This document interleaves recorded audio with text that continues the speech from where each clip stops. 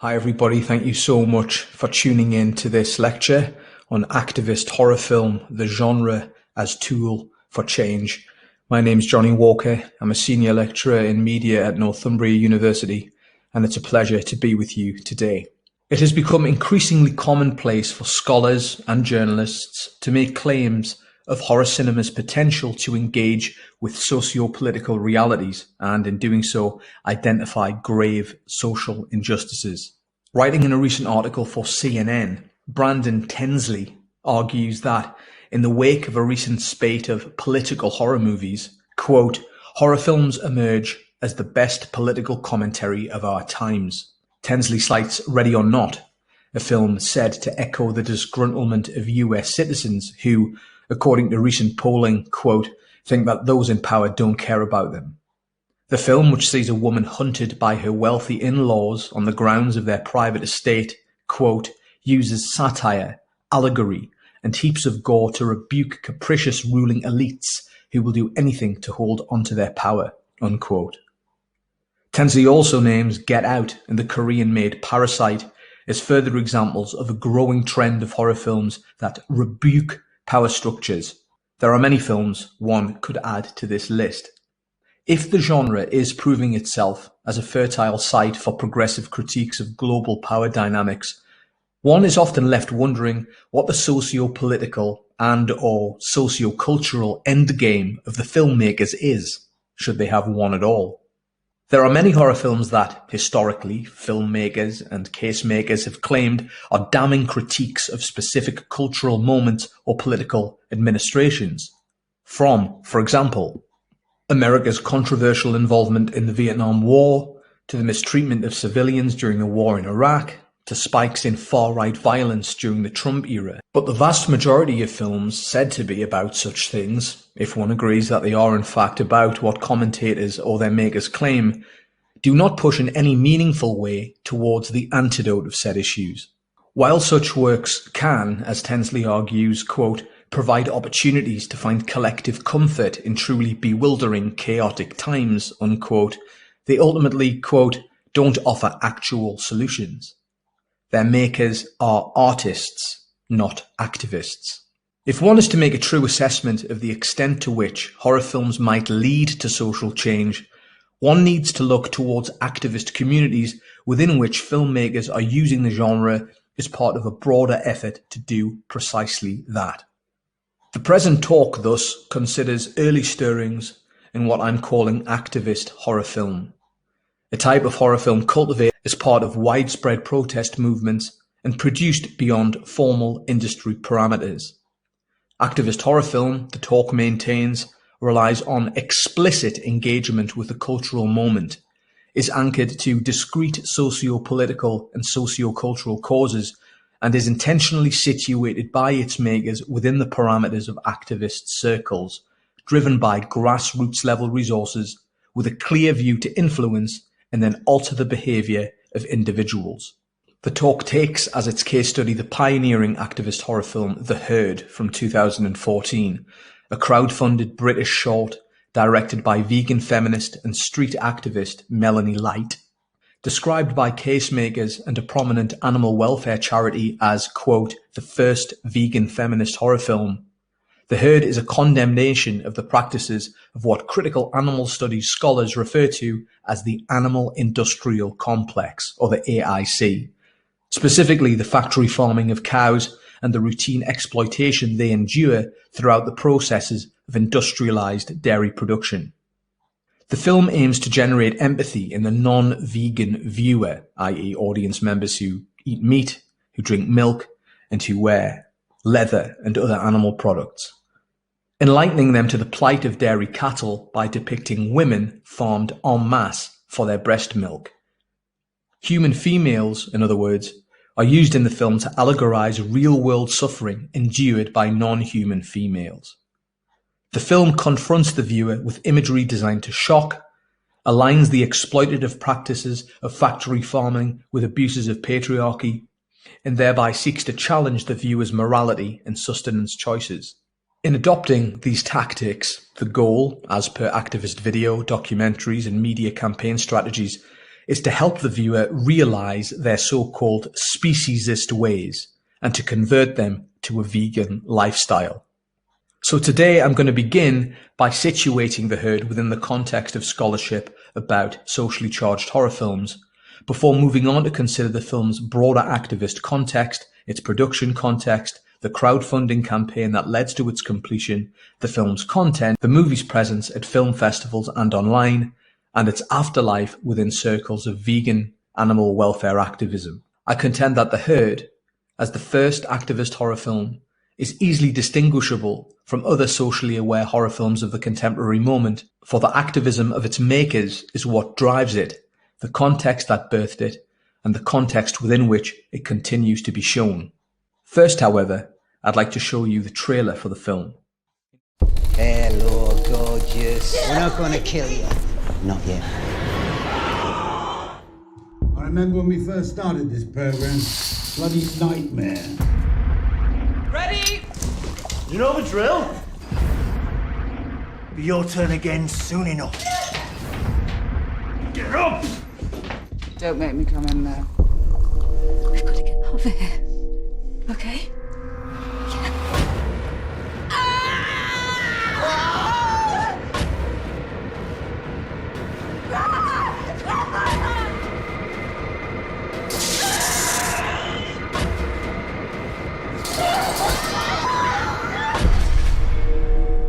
In recent years, the push to discuss horror as an inherently political genre, and one that engages in real-world issues, has been common across film and media scholarship. Claims of the genre's literal and symbolic potential to reflect global trauma, for instance, remain at the forefront of much analysis. This so-called reflectionist approach to horror, whereby one examines how films reflect the cultural moment, is not without its critics. For example, Steve Jones, in his discussion of the torture porn cycle from a few years ago, makes the point that when critics anchor emblematic films such as, say, Saw or the Hostel films solely to, quote, immediate political events, unquote, such as the Iraq War, they overlook the fact that, and I quote, violence and cruelty are not only contemporary politico-historical concerns, but are, in fact, among horror's staple themes and have been since the genre's inception. It's very easy to empathise with Jones's position given that, in recent scholarship, political readings within horror studies are dished out in a rather fast and loose manner. From Doug Kellner's reading of the Saw films as reflectors of post-9/11 America because, among other factors, the series' antagonist allegedly resembles former Vice President Dick Cheney, to Kevin J. Wetmore's bold assertion that films made after the 11th of September 2001 are, quote, about the war on terror, simply because they address themes such as, quote, nihilism, despair, random violence, and death, unquote. This is not to say that there haven't been instances where contemporary horror film is overtly socially charged. Jordan Peele's Get Out, for example, is positioned by its makers to comment on contemporary society by locating the film in Trump era, or at the very least post-Obama era, America. Here's a clip to indicate precisely what I'm talking about. We keep a piece of her in here. Georgina, this is Chris. This is Rose's boyfriend. Hi. Hello. The garbage goes under the sink, and now for the pièce de résistance.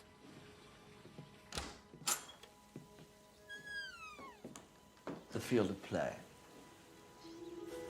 I love it. The nearest house is across the lake. It's total privacy.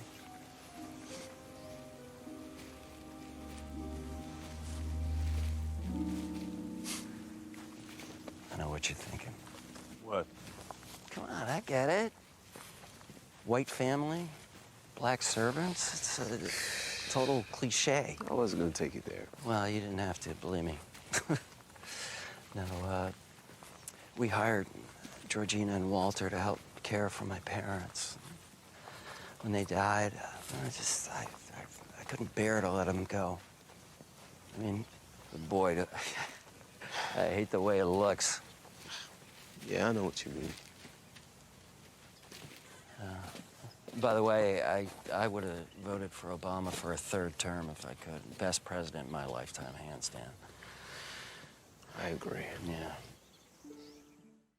Now, for Alison Landsberg, such direct engagement is evidence of how Get Out, and I quote, uses the horror genre to expose actually existing racism, rendering newly visible the very real but often masked racial landscape of a professedly liberal, post-racial America. Simply put, the social context within which the film is set is not veiled or coded, as scholars such as Peter Hutchings have argued of other horror films. In the case of Get Out, the social context is surface level, it's unambiguous. However, while it's irrefutable that Get Out is, as I've said, politically engaged, and despite Landsberg identifying in it qualities akin to that of politicized documentary cinema, one would be pushed to describe the film as an example of activism per se. One recognizes how, as with activism, the film challenges, through representation, oppressive systems, such as institutional racism, for instance. But aside from it being about racial tensions in contemporary America, its makers are not in any explicit way using the film as a tool through which to work for social justice as activists have before them. So just as Night of the Living Dead, for instance, is said to be reflective of concerns during the civil rights struggle, how Last House on the Left allegorizes the Vietnam War, and so on, Get Out is simply another film in a long history of horror movies said to address, to use Landsberg's phrasing, quote, the terrifying nightmare of everyday reality.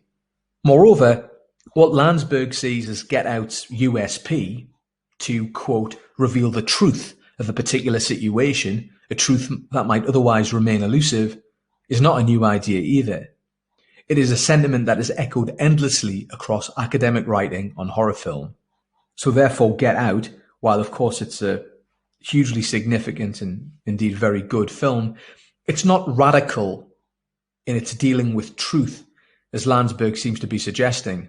In fact, the socially aware aspect of the film is said to have been the reason why its production company, Blumhouse, greenlit the film in the first place. The film's director, Jordan Peele, has suggested that, while admitting to never having set out to write a political horror film, Blumhouse got wind of the script during the writing process, as the company already had a string of commercially successful, politically aware films with, quote, social appeal in its Purge franchise. In other words, Get Out was developed because of its similarities to a lucrative commercial property that, fortuitously for Peele, was socially and politically engaged. By comparison, The Herd was always conceived of as a piece of activist art, designed to elicit change in a manner akin to protest and PR campaigns of animal welfare charities. The impetus behind it, and the political activist context that birthed it, is as significant as the film itself. These two facets are inseparable from the message of the film and its maker's desire to realize this message in the real world. Light's use of the horror film as activism is therefore different to what Landsberg theorizes in relation to Get Out as quote-unquote horror verite. Films that use, according to Landsberg, quote, conventions of horror in the context of very real and historical circumstances to reveal everyday social ills. The Herd's desired impact is not restricted simply to revelation, as per its content, as Landsberg maintains of horror verite. In the case of The Herd, the film's revelatory content is inseparable from the discourse fueled by its makers and the broader activist community that it plays to. Its directness as a piece of activist art is bolstered by Melanie Light's engagement with street activism and her visibility as a known figure within local activist communities. Light is an outspoken advocate of the left, a campaigner, designer, and leader. She is also, having directed numerous music videos, a known figure within the punk music community, a pop culture scene in which feminism and animal rights remain ideological linchpins for many of its members. These factors contribute to The Herd being more than merely a social reflector. The film itself is but one piece of a more intricate cultural matrix. Light's own activism, the identity she has accrued within this community, and her connections with the horror film fan community and the world of punk rock are factors integral to the Herd's vegan feminist message and abound in the crowdfunding campaign that led to the film's development. And I'm now going to consider a few of these factors now. Crowdfunding has become a central means through which independent films are made, offering, as Chuck Tryon has it, a viable way for, quote, aspiring and even long-time professional filmmakers to generate a budget in lieu of other financial alternatives, unquote. The same democratizing principles that underpin crowdfunding also permeate political activist campaigns in the 21st century, whereby individuals come together and fund or deploy through their own labour campaigns affecting social change or enhancing their social capital. Crowdfunding in the latter context becomes, quote, a political instrument in the hands of advocatory movements, unquote. The Herd bridges these two camps. It is at once an independent short film with commercial aspirations, in addition to, and primarily being, activist art that aims to challenge and then change power relations. It is, as the film's Facebook page declares, quote, a short horror film with a purpose, unquote. Its potential to mobilize activists and ultimately alter ingrained social behaviors hinges on the effectiveness with which the film appeals to, firstly, a pre-existing audience for horror cinema, the majority of which, it is assumed, are non-vegans, and B, the animal welfare activist community, who can share the film online and through word of mouth. Shelley Cobb, Linda Ruth Williams and Natalie Rayford have explored the stark gender imbalances within the British film industry, writing that, and I'm quoting here, in 2015, women constituted 20% of all directors, writers, producers, exec producers, cinematographers and editors on 203 UK films in production. Speaking about horror cinema specifically, Alison Peers recognises how women filmmakers working within the genre are traditionally marginalised in terms of being able to secure funding for their work, for instance, or at least are not held up to the same standard as those of their male counterparts. While Amy Harris describes women directors working in British horror as invisible within the contexts of production, distribution and critical reception. That Melanie Light is a woman making British horror films independently on the fringes of the film industry speaks to the Herd's radical potential. The film is, in many ways, change in action, and the Kickstarter funding video serves to evidence this. Presenting Light as a director with chops and knowledge, it looks at her past films, it explores her horror fandom, is the first step through which the Kickstarter video establishes the Herd's radical potential. Ed Pope, the screenwriter, more overtly sets up the film's politics. Its vegan feminist sentiment, he makes clear, is the film's core purpose, implicitly beyond that of entertaining an audience. He establishes this by explaining that he wrote the script to, and I quote, transpose the horror experienced by dairy cows every day into a film that's designed to disgust and disturb and portray images in a way that people can relate to by subjecting human females to the same horrors and tortures that people subject dairy cows to when they buy milk and dairy products without even thinking. In placing vegan feminism at the centre of the film, and by using women's bodies to reflect the suffering of dairy cows, Pope here identifies the film's aims beyond that of genre or commerciality, underscoring its qualities as activism and its capacity to, quote, stop and make you think, unquote. Indeed, that vegan feminist politics feature so prominently within the initial funding call as they do here makes clear that the makers are appealing to vegan feminists, or at least individuals sympathetic to the vegan feminist cause, for donations. Rather than reaching out to non-vegans and attempting to get them on side, the makers are appealing to those who already abstain from, or in the process of questioning, such practices. In other words, those amenable to helping the team behind the Herd make their film and effect change. By supporting the campaign for the Herd, and allowing its makers to, as Light has it, get their voices heard, one might help educate individuals and thereby alter ingrained societal practices. This is activist horror film in its embryonic stage. The funding call addresses the activist community explicitly, to secure resources to produce the film as the first step in helping its makers work towards enabling the changes that both parties seek. Now, The Herd is not, of course, the first film to equate the diegetic suffering of humans with the suffering of animals, nor is it the first horror film to use said comparison to illuminate the key tenets of foundational animal rights philosophy. The killing scenes in the Texas Chainsaw Massacre, for example, as Jason Middleton argues, are horrific, not just because we see people being treated like cattle, but also because we are insistently reminded of how cattle are always being treated like cattle. However, as with films such as 𝗚𝗵𝗴𝗺𝗁, wherein the genuine suffering of animals is used as a means through which to allegorize the barbarism of humanity, Texas Chainsaw has its cake and eats it. The Herd, comparatively, stands as a corrective to horror cinema's historical empty gesturing to the plight of farmed animals. Unlike the Texas Chainsaw Massacre, unlike 𝗚𝗵𝗴𝗺𝗺, The Herd provides a clear resolution. Alter your dietary and life choices.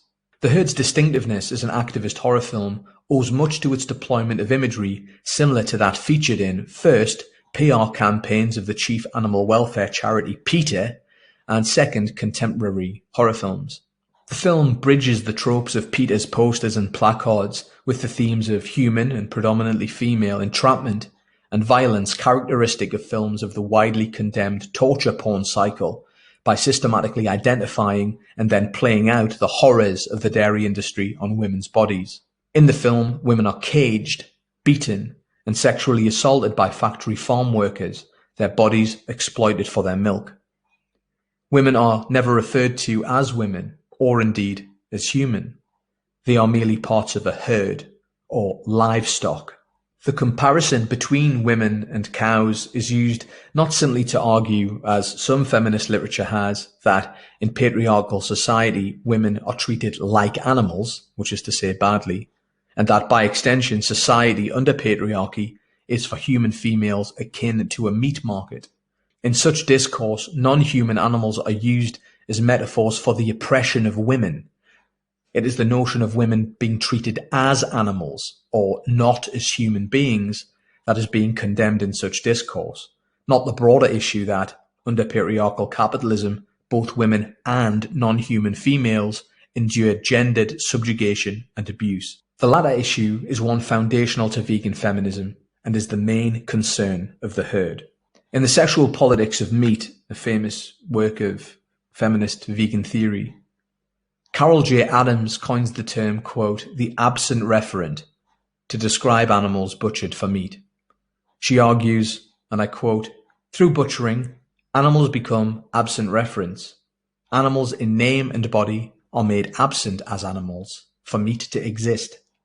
Animals' lives precede and enable the existence of meat. If animals are alive, they cannot be meat. Thus, a dead body replaces the live animal. In a later reflective piece, Adams goes on to say that, quote, today my concern is the aspect of patriarchal ethics that keeps living beings as absent reference. The female beings who are kept in reproductive slavery to produce eggs and milk for human beings. 𝗚𝗲𝗺𝗺𝗃 famously talked about how for animals, their bodies are the means of production, and for female animals, their bodies are the means of production and reproduction. The Herd's agenda is to encourage audiences to make the connection between human and non-animal exploitation, as per PETA campaigns, and in the process negate speciesism and generate empathy for dairy cows within the animal industrial complex. In other words, the film makes the absent referent of the animal industrial complex present. So, for example, in one scene, one of the entrapped women, having been artificially inseminated, goes into labour. A group of farm workers deliver the baby before one of them immediately disposes of the fetus into a waste bin on account of its sex. It's a boy, they state. Now, this scene echoes three long campaigned against practices of the dairy industry. Firstly, that cows are artificially inseminated with bull semen using a metal syringe. Secondly, that male calves are typically separated from their mothers within 24 hours, which leads to grave trauma for both parties. And lastly, Male calves are often killed immediately postpartum, as they will not grow to procreate or produce milk. In another scene, the protagonist bears witness to her friend being bolt-gunned in the head, in reference to a practice widely used in Western slaughterhouses, made for many all the more controversial by the fact that animals will often witness the slaughter of their companions. Another scene shows women standing in lines, hooked up to machines, extracting their breast milk. Again, this mirrors real-world practice within the farming industry. The film concludes with a credit sequence intercut with genuine undercover footage from factory farms. Let's take a look.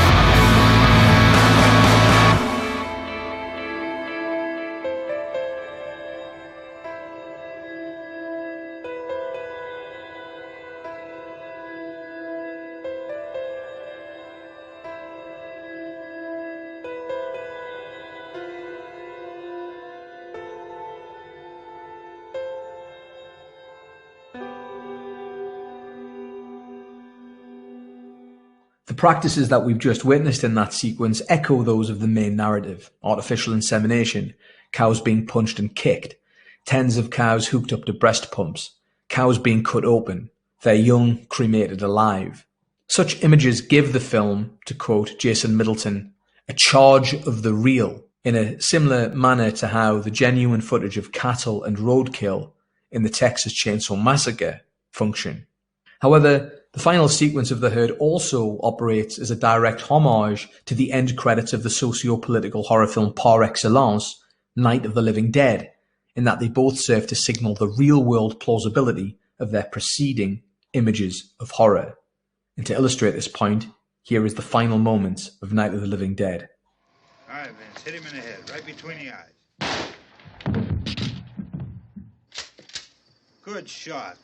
Okay, he's dead. Let's go get him. That's another one for the fire.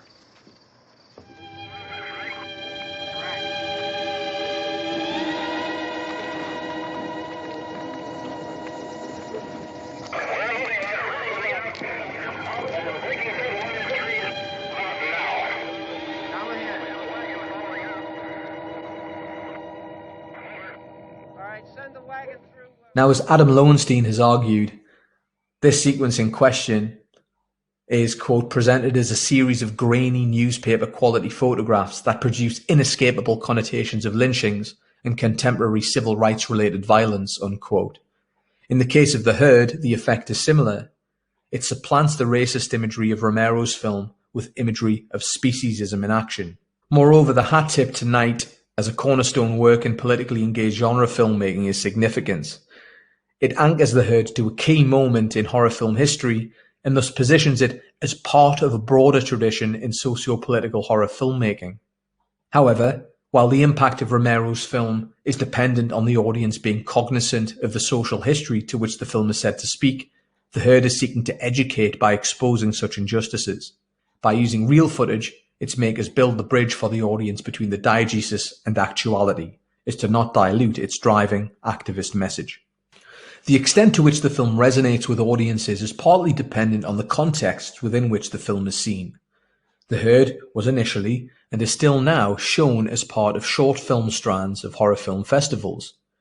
At times, light is able to be present at such screenings, and through screening introductions and post-screening Q&A sessions is able to educate people to the plight of dairy cows. This, for her, remains a priority.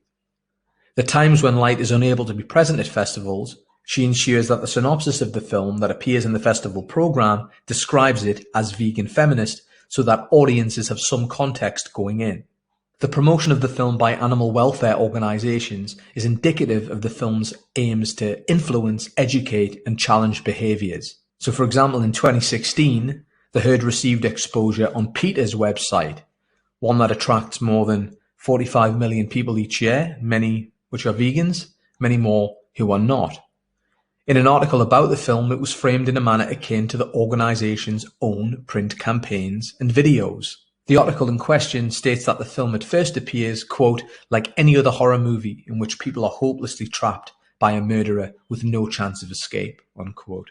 This statement locates the film within horror film culture, indirectly acknowledging its nods to torture porn, while also setting up the coming parallel between humans and non-humans, explaining the extent to which this seemingly generic fiction, in fact, echoes real-world abuse. PETA, in presenting The Herd in a manner similar to that of a PR campaign, further aligns the film with the organisation's numerous communication strategies, symbolising the extent to which the film is an extension of, or at the very least adopts similar tactics to, its media campaigns.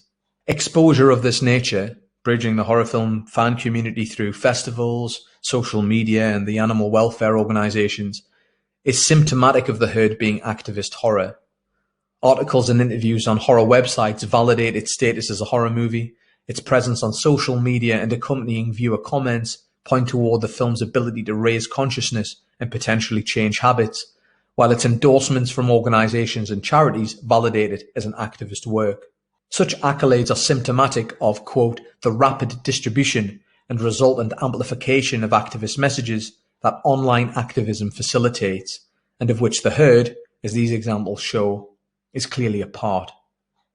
Numerous opportunities for light to tour the film and feature on numerous panels about veganism, feminism and horror cinema are born of this technological moment and aid in the facilitation of the film becoming of note within the activist community and beyond. This presentation, having given detailed consideration to The Herd, proposes the category of activist horror film to distinguish horror films born of protest and by activists from other works of commercial filmmaking so often celebrated as emblematic of the genre's ability to offer progressive commentary about troubling social issues. Future research will determine to what extent activist horror filmmaking becomes a discernible trend. Certainly, Melanie Light continues to work in this area. The recent short she's directed, The Skin You're In, employs similar tactics to The Herd, albeit critiquing the fur trade, and has, a la The Herd, been met with similar exposure and praise from animal welfare bodies. There are also pressing questions as to the real-world effectiveness of activist horror film. One of the key principles of activism is, quoting Smith here, identifying common problems and arguing for resolutions to these problems, unquote. The solution to said problems is the desired outcome, but because, quote, the struggle for social change is a long-term, unquote, remedies are never immediate nor guaranteed. One thing, however, is for certain. Veganism is growing exponentially. Between 2015, the year of The Herd's initial release, and 2019, the number of vegans in the UK quadrupled. Between 2012 and 2017, the number of vegans in the USA expanded by 600%, and during the same period, vegan-related Google searches increased fourfold. To this end, while the full extent of the impact of The Herd remains for now unknown, and although it's hard to imagine the film having as great an impact on consumption habits as, for instance, the Leonardo DiCaprio-endorsed environmental documentary 𝗏𝗏𝗏𝗏, its sequel 𝗔𝗶𝗏𝗏𝗏𝗏, or the BBC-produced series Blue Planet 2, it is indisputable that the film has played some role in the conversations that have led to these dramatic changes, however minor that role may ultimately turn out to be. It is my contention that The Herd's potential and the intention of its makers to mobilise change is a significant development in both horror film production and activist art. Melanie Light rewrites the history of socially resonant horror cinema by channeling her activism through her art and at the same time working beyond the text to eradicate the injustices her work identifies. To this end, The Herd provides a blueprint for how activist filmmakers may utilize the horror genre in the future to accompany their protest efforts. While the potential for the film and others it may inspire is for the time being unclear, the film nevertheless illustrates how horror has been and can continue to be used as activism and as part of a much broader discussion about not simply how the genre might reflect injustices, but also utilized in the quest to resolve them. Thank you for listening, everyone.